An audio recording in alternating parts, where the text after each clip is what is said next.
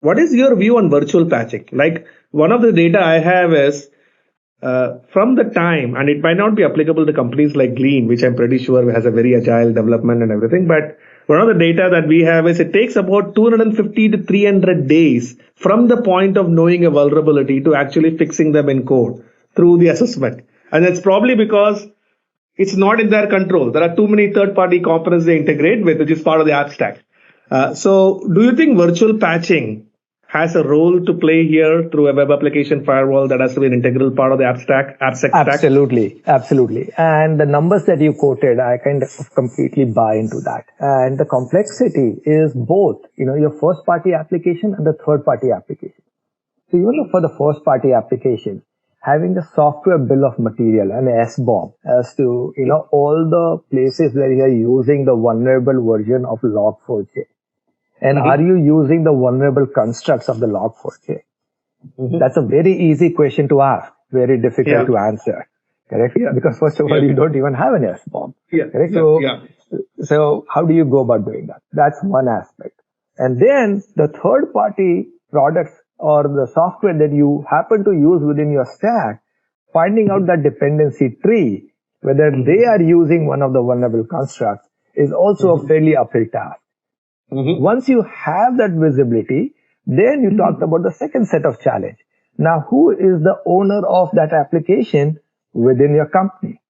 So that you can get it into part of their sprint cycle that this needs to be fixed by this timeline. Because then that's an internal organizational challenge and there's no clear mapping of application to the team. If it's a monolith, it's even harder. If they're microservices and you have good attribution, but very few companies have reached that set of maturity. Most of them, don't have it. And hence I can completely buy into it taking 200 plus days. And hence virtual patching, because you cannot wait for those 200 plus days for the vulnerability to be sitting out there. So what do? You apply a virtual patch in your WAF so that at least you have applied a patch. You stop being vulnerable, you stop the bleeding, and then you have your time to fix the core issue. So I'm actually a big believer. So, whenever we do evaluate a WAF or a WAP, we actually upfront ask that, hey, first of all, do you have virtual patching capability? And if you do have it, are you responsible for creating those rules? Right? Because my internal folks might not know how to create rules for your platform. And will you keep me informed? Will you auto apply the virtual patch? Or will it show up in my admin console that it's a one-click application? So those are all the set of things that we do consider before we were to go ahead with our music to my ears, Sunil, because I've been preaching this for a decade now. And I will also add one more point on that. The virtual patch benefit is not just time to fix benefit. I mean, time to fix benefit is certainly a very compelling benefit that you immediately get because 250 days and you get it within a day here. But it's also an intelligent gathering benefit of a hacker intent, because what does a hacker do? They are also trying to find, they probe and try to find a vulnerability and then target exploit it. And now the virtual patch is there.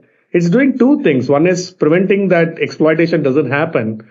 But when that virtual patch policy gets hit, we know for a fact that whom we are dealing with on that session identity IP is a hacker on the other side. So we can probably dynamically increase our defense posture without having to worry about false positive for once the attack intent is established. Absolutely. And for platform like yours, I'm sure, where just the way we find an issue and once we fix it, all our customers benefit. I can absolutely see the corollary for you guys that once you know that a hacker from this set of IP addresses is trying to, poke customer X, and you can include that as part of your, blacklist of IP addresses.